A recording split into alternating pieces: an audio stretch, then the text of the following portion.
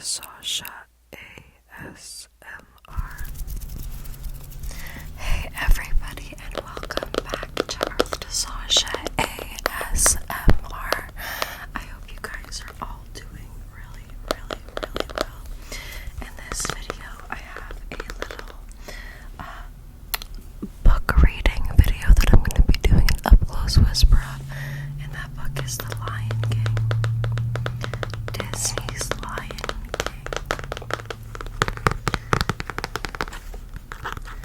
Okay, so I'm just gonna get right into it. I hope you guys are all doing really well. Also, if you guys are interested, check out my Patreon. I've been posting a ton on there lately. The link is in the description down below.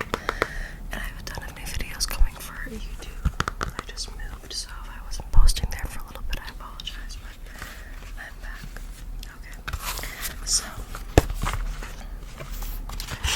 first page. The animals came from far and near across the dusty African plain. They came on patting paws and bounding hooves and flapping wings. Each beast, from the tiniest ant to the largest elephant, made its way to Bride Rock, for what that was the home of the Lion King. And this was a special day in the Pride Lands. Today, Simba, the firstborn cub of King Mufasa and Queen Sarabi, would join the great circle of life. The animals took their places and bowed to King Mufasa. Then Rafiki, the wise baboon, stood at the edge of Pride Rock and held up the little cup for all to see.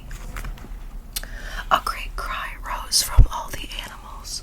The elephants trumpeted, the zebras whined, and the birds sang for joy at the sight of Simba, the future Lion King. But one animal did not join in the joyous ceremony. Scar, the king's jealous brother, stayed in his den. Later, Scar just laughed when the king's advisor, Zazu the Hornbill, criticized him. Then the evil lion popped the bird into his mouth. Scar would have eaten Zazu if Mufasa hadn't come just in time. Zazu wiped his feathers off and scolded, "As the king's brother, you should have been first in line at Simba's ceremony." Scar's green eyes gleamed. "I was first in line until the little hairball was born. That hairball is my son and your future king," Mufasa growled. Scar slinked away. "Don't turn your back on me," Mufasa warned. Scar looked over his shoulder, his eyes narrowed. "Perhaps you shouldn't turn your back on me." Simba grew quickly.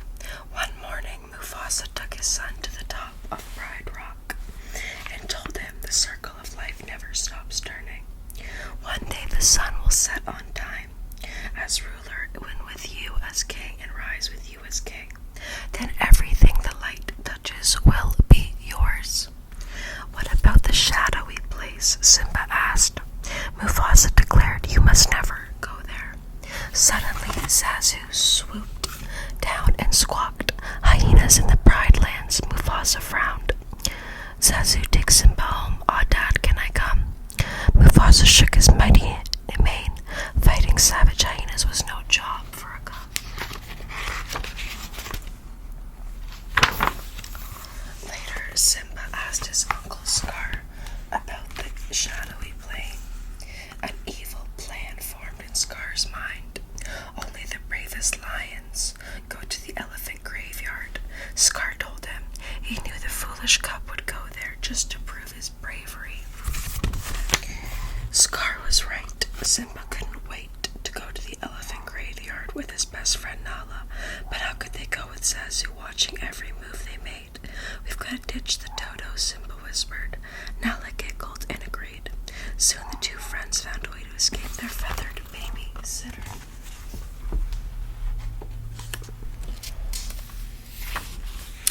Before the lions had reached the dark, mysterious place beyond the borders of the Pride Lands, giant bones poked out of the ground. It's kind of scary, Nala whispered. Let's check it out, Simba said. I laugh in the face of danger, ha ha. He cackled three mean hyenas, Shenzi, Bonze, and Ed. Look, boys, a king fit for a meal, Shenzi snickered. The cubs ran, but soon found themselves cornered. Simba stepped bravely in front of Nala and tried to roar, roar, The hyenas laughed and jeered. Simba tried to open his mouth to try again. This time the elephant bones rattled with a thunderous roar. The hyenas were confused, and so was Simba, until Mufasa sprang into view. The mighty lion chased away the hyenas. Zazu had seen the cubs in trouble and flown for help. Mufasa told Zazu to take Nala home. Then he scolded Simba for disobeying him. Dad, I was just trying to be brave like you, Simba explained. Mufasa sighed. Being brave doesn't mean you go looking for trouble, Simba. A good king is as wise as well as brave. Simba suddenly felt very small. We'll always be together, right, Dad?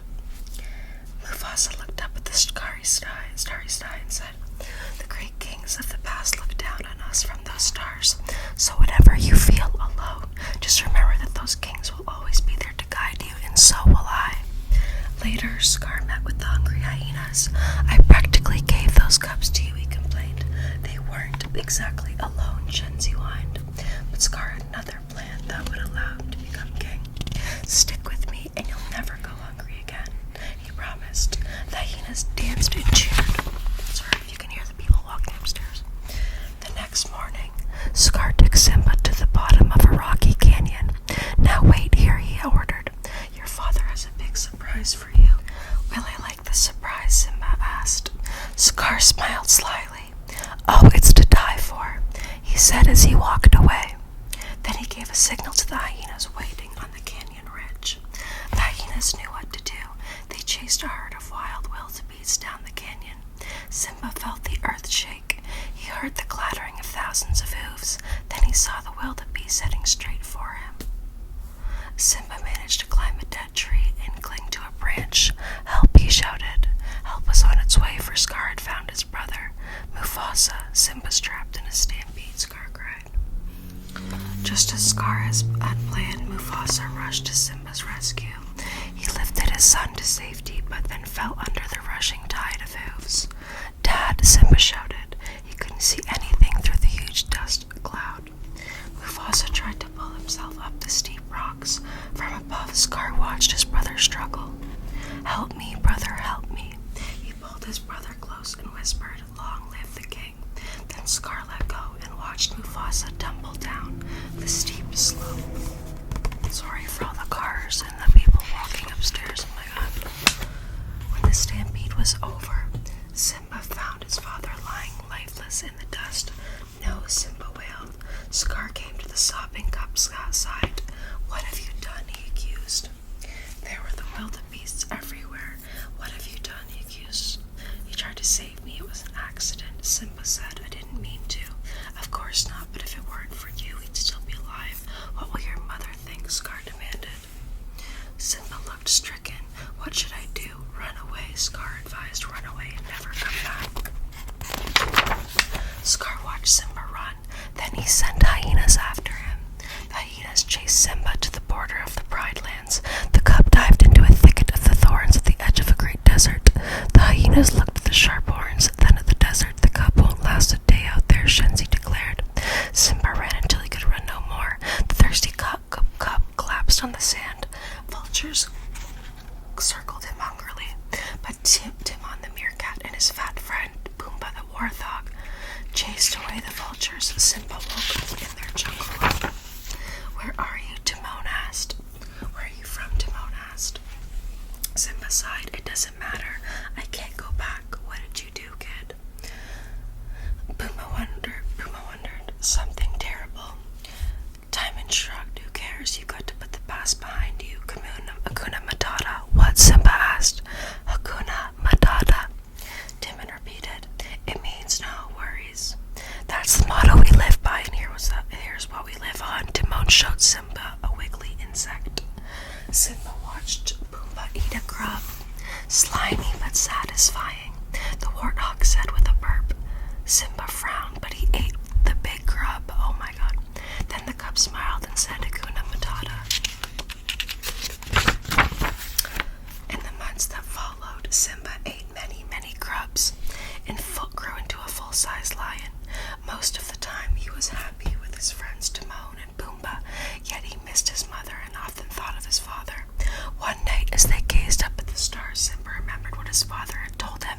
He wondered if the great king of the kings really felt like they were looking down from those stars. Simba felt very alone. The next day, Simba heard Timon scream.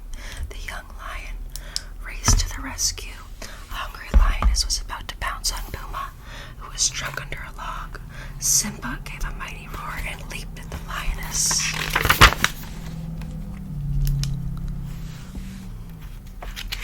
But just as they both began to fight, Simba recognized his old friend. Nala, he gasped in disbelief. The lioness looked deep into the eyes of the handsome young lion and whispered, Simba, Scar told us you were dead.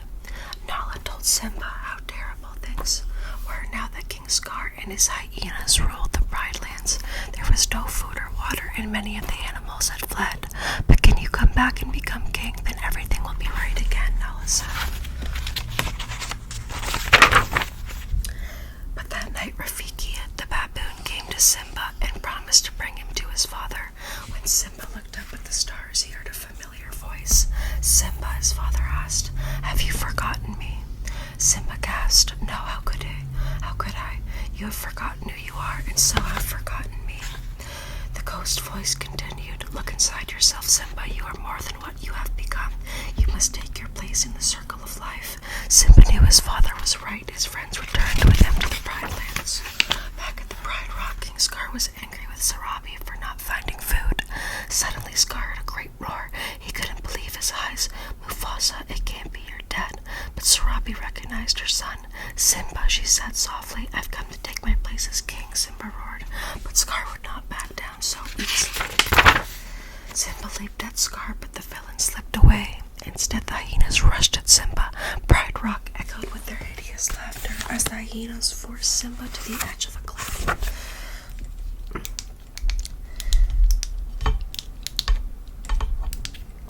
Scar walked up to the exhausted young lion. Your daddy isn't here to save you this time. Scar taunted, then he pushed Simba off of a cliff. Simba's claws scrambled for a hold on the steep slope. This looks familiar. Scar sneered, oh yes, I remember. It's just the way your father looked before I killed him. At last, Simba knew the truth. With a mighty roar, he leaped at Scar.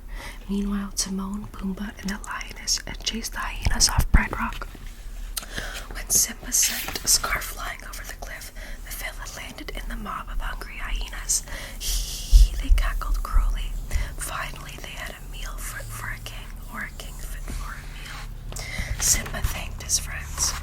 Then he walked to the top of Pride Rock. His roar echoed through the Pride Lands. The rightful king had taken his throne. The plains were soon lush and green again. The animals returned, and the hunting was good once more. Simba knew that a king must have a queen, so of course he chose the beautiful Nala. Before long, the animals came from near and far across the dusty African plain. This time they came to greet the firstborn cub of King Simba and Queen Nala. Wise old Rafiki stood at the edge of Pride Rock and held up the cubs for all to see.